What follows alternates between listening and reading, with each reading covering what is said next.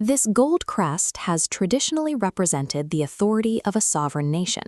For the traveler, it functioned as a physical guarantee of passage, a document issued and managed by a government to facilitate global movement.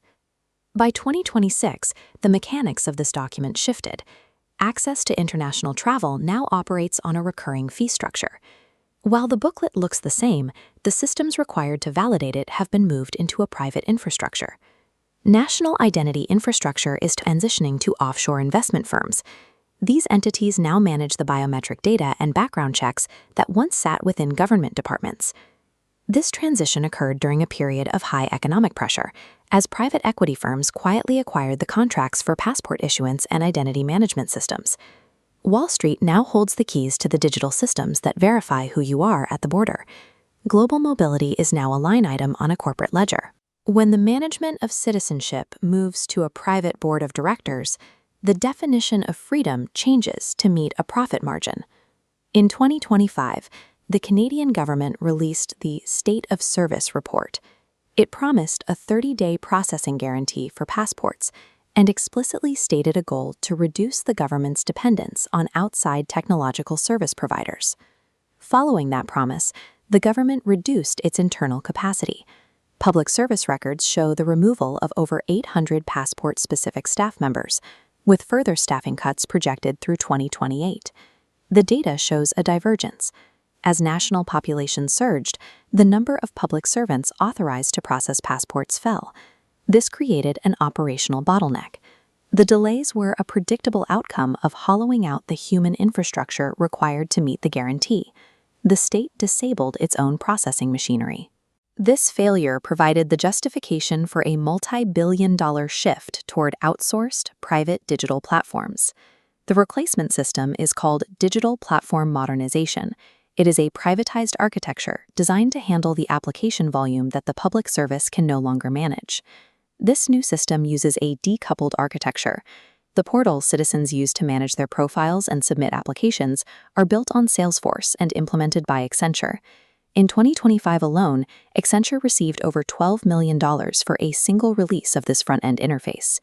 The back-end, where sensitive biometric and travel history is stored, has moved to Microsoft Azure's cloud servers. Microsoft's $19 billion investment in Canadian data centers now hosts the infrastructure for identity processing.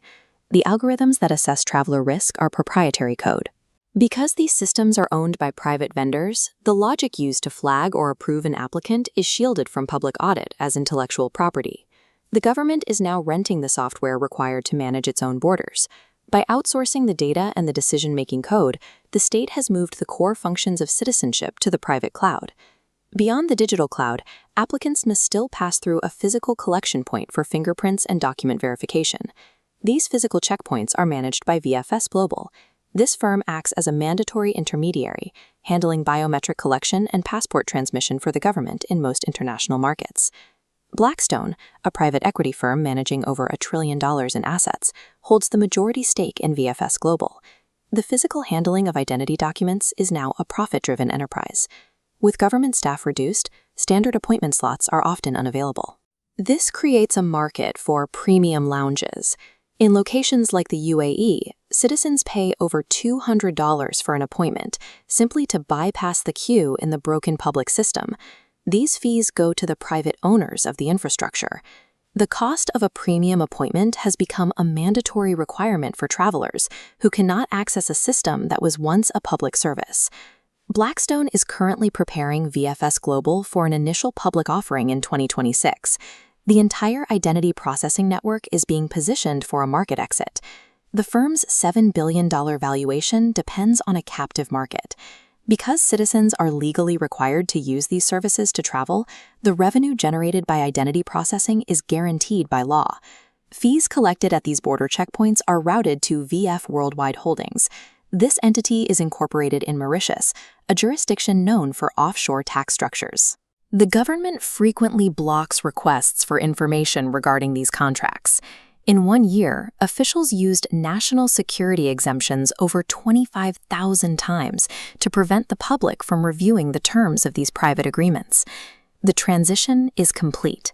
By reducing public capacity and moving data to the private cloud, the state has turned the rite of passage into a tradable asset on a Wall Street balance sheet.